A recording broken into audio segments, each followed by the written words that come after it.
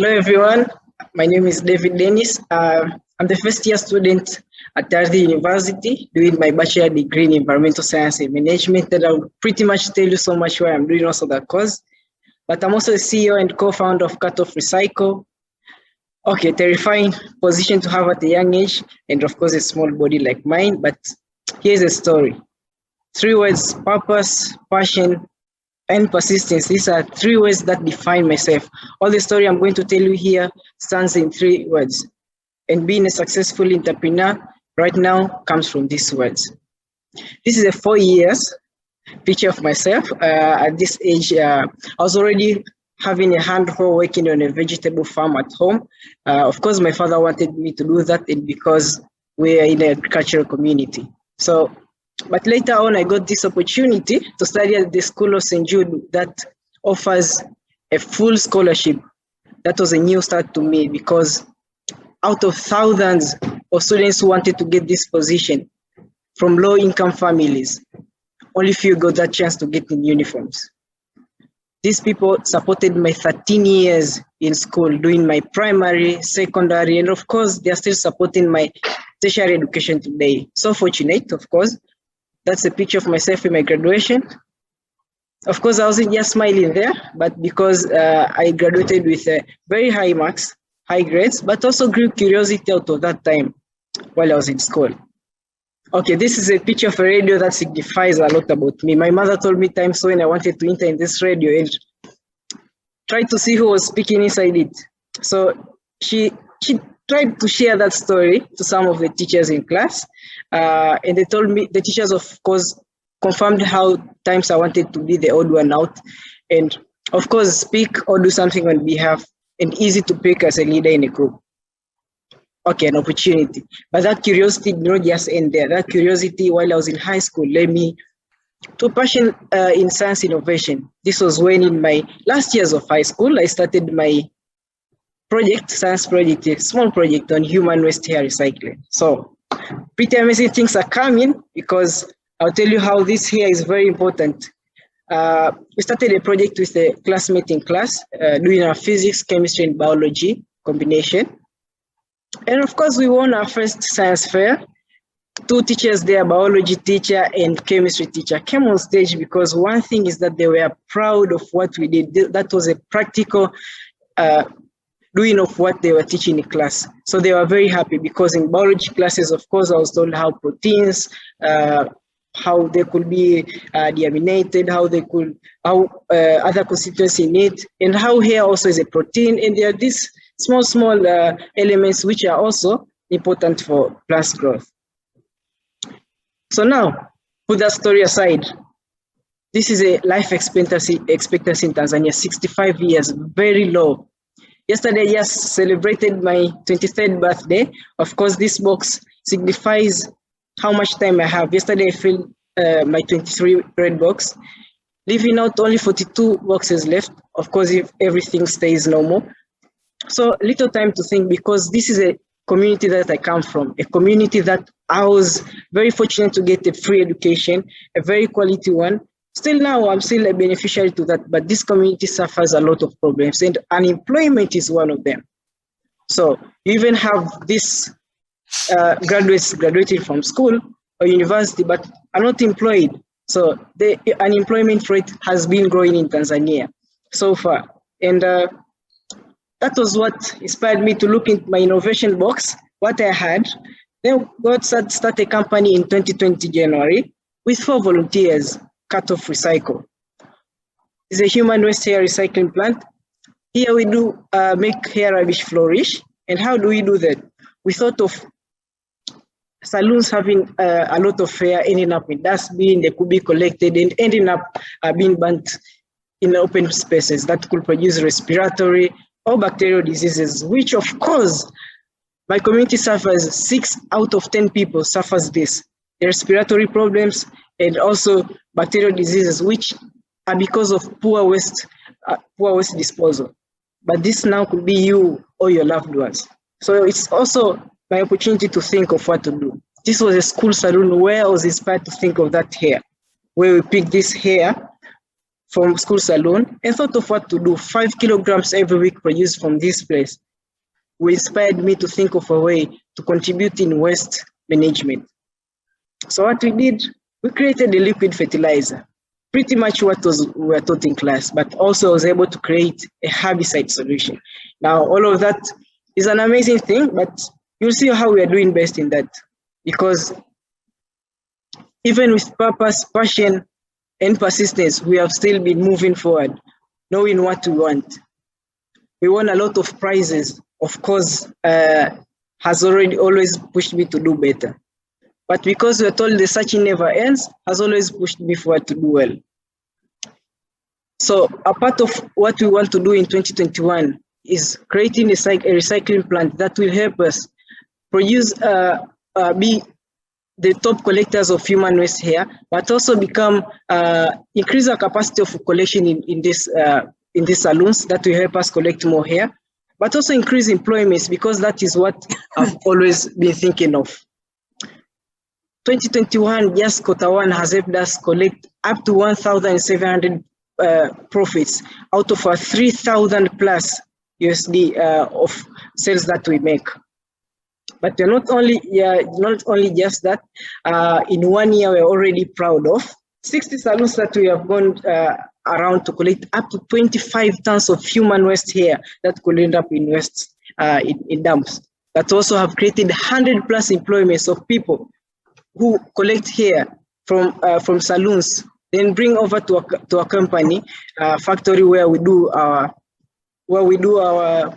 sorting and also do our production of fertilizers. All this here is natural hair that we make our fertilizers from. So all this is applied to customers who are very local farmers.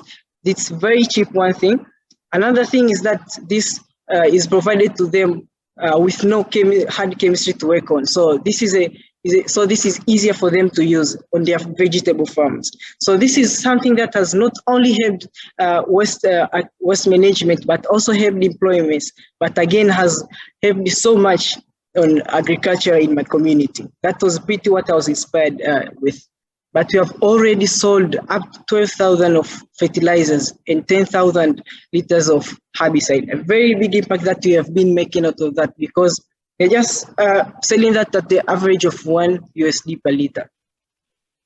So far we are proud with all that we are making. But one thing that I'm telling you is that the future is very promising, because I'm seeing a very big opportunity. We have 15 million farmers in Tanzania where I could sell my fertilizers and herbicide. But again, I will create my 500 employees up to the end of 2021, putting up to 20 times of profits up to the end of 4 years and 10 times of employments. Now look of the impact that I will make with just that.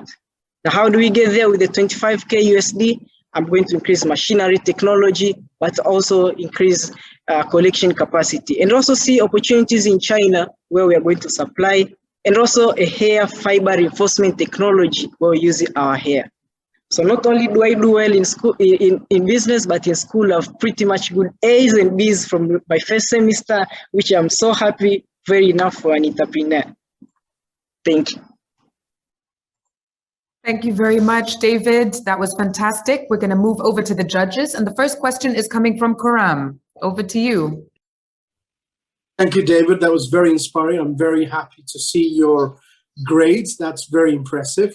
My question to you is, what was your key driving force to become an entrepreneur, a studentpreneur? And what motivates you? Two-part question. Okay, I just joined university 4 months ago. And one thing, of course, I was really hesitating to join university because I was already doing well in business.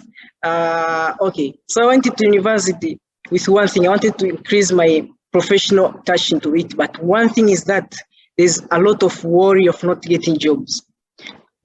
You always graduate, I'll graduate in 2024. Everyone in my class is worrying how to get jobs. So what inspired me is creating more jobs. And I really didn't want to work anywhere. With the problem of jobs in Tanzania, I wanted to create a job for myself and create jobs for other young people. And of course, I believe if one young entrepreneur starts a business, is more likely to employ other youth of the same age. And if they learn how to be entrepreneurs also, they also start their business and employ more young people. So my motivation is that this same community that was suffering unemployment has always pushed me, and I always feel indebted of the opportunities that I have been getting to do well in business. So all of that makes me a young, successful entrepreneur so far.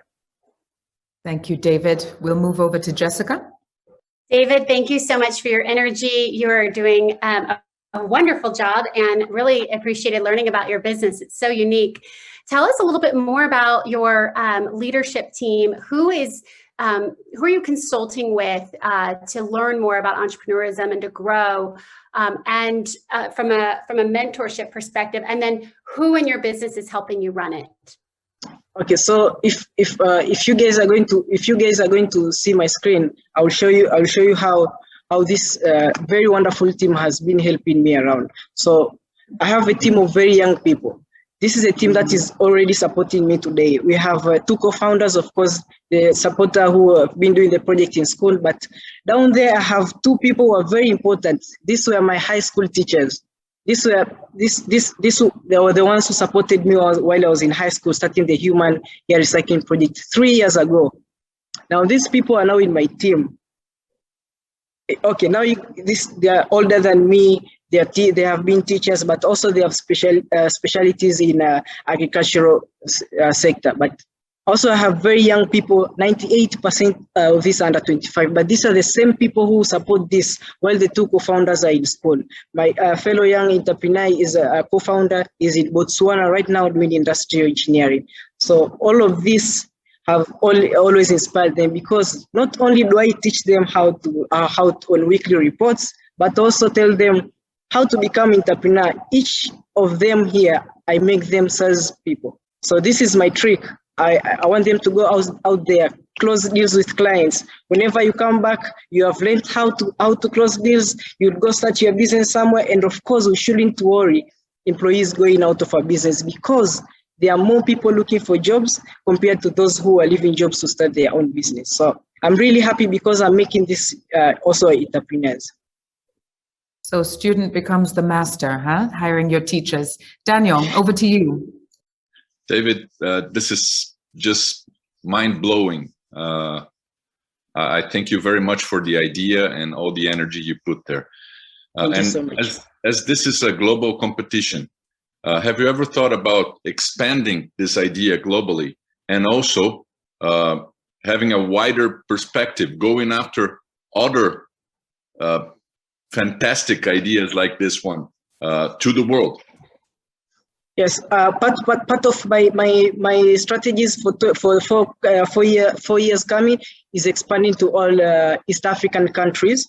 And of course, I want to put a centralized plant in every of these cities, because right there where I go, I will increase employment. Same the vision that I've been carrying. Also increase the economy around, and also being part of people who will be taking part in waste management at those areas. So I want to expand to all these cities. But let me tell you one thing: I'm only doing this in one city right now. And that has been because of the funds that I've been having already. But I have an opportunity to go around 26 regions in Tanzania already up to this year. But of course, my plan is to disperse this everywhere in Africa, because these are agricultural communities. Whenever you go to around the continent, agriculture is done everywhere. We have here everywhere. I have a lot of opportunity that is yet to be discovered. So all of that is part of my plan, and I want to do that in any way I can. Big plans, David. Thank you. Let's move to Kishore. Hi, David. Thank you so much. I thought human hair was as useless of making wigs only, and today I know that you can make a fertilizer out of it. Fantastic. Very enlightening. And thank you so much. Yeah. You mentioned you have 100 people. How do you manage 100 people? Do they listen to you as a student? Because my people sometimes don't listen to me. Okay, great question. So I have 5 people working full time, These are people who manage the company while I'm away. So the other 100 comes from part-time people who collect human waste here from saloons and bring over 100 people. It's not just 100 people. Guys, I'm even missing sometimes these numbers. They're coming a lot of people every month, but I have, of course, around 100 in my paycheck every month who are coming to collect waste here. So I'm so happy that we are creating a very big impact. And of course, one thing I will tell you, you always do best to control older people. Ask them what to do. Tell them in my position, what would have you done when this would happen? Ask them. They'll give you inputs. That's how we work it around. Yeah. Thanks, David. Let's move on to Sanjay and then to Rosemary. Hi, David. Thank you for sharing an amazing story with us. Thank you so much. My question is, you at the end, you said that your aim is, in the next 4 years to go to 20x profit and 10x employees. And that's a great aim to have. My question is, apart from capital, that's of course you need capital to grow, as you said. Apart from capital, what else do you see as a roadblock? What do you see as what you would need to grow to that level in 4 years? Okay, thank you so much for the good question. Part of what I have been doing while starting this business in Africa, of course, I have a problem in expanding in Africa. Whenever you tell them you are working on hair, they will tell you witchcraft. The witchcraft man wants to do something on her hair. So the notion itself was a problem. Of course, that's my challenge. Wherever I will want to open up, they won't allow me to take waste hair from the salons. They won't allow me, of course, to disperse my products in the market, because we have first to remove that notion, witchcraft. Whenever you use hair, witchcraft. So that was part of something that I have been also doing to remove, because I have a campaign, Let Science Do Its Stuff, where we go to people, tell them how amazing stuff science could do. So that's a challenge, of course, when expanding. I know I'll have to do so much about that. Thank you. Thanks, David. Let's jump to Rosemary. We've got not much time left. Okay, I'm very curious in terms of the production. And as a student, how do you manage the logistic? Because the other thing about being herbicides and fertilizers is you need approval from the maybe Department of Agriculture. So how did you build that up? How did you build that trust with government organizations and getting your logistics out there solved? Okay, thank you so much for a good question. Guys, I'm one among the top 20 finalists of African Prize of Young Entrepreneurs last year. And these people had created an advisory board for me, had created a very good mentorship. I have a 3 years mentorship program. I've never started business administration, but these people are supporting me whenever I fail to do so. Far, they have helped me reach government agencies whenever I want. I know how to put my bookkeeping oil. I know how to do everything around. So I've been getting support from everyone around. We have time for one last question. Any judge burning to ask something? We've got 1 minute left, less than a minute. Okay, Bob. David, great idea. Fascinating. Is there any studies out there from universities showing the benefits of creating this fertilizer? Because I think that would go a long way in terms of, you talked about validating the marketplace when you go to a customer. So is there any studies out there? So far we have studies done that human hair could do something around fertilizer, but that was composting or use of direct solid hair, but we are creating a liquid fertilizer out of that. So there are studies showing that high percentage of nitrogen is found in human hair proteins. So of course that has been something that had led us to go up using hair for fertilizers.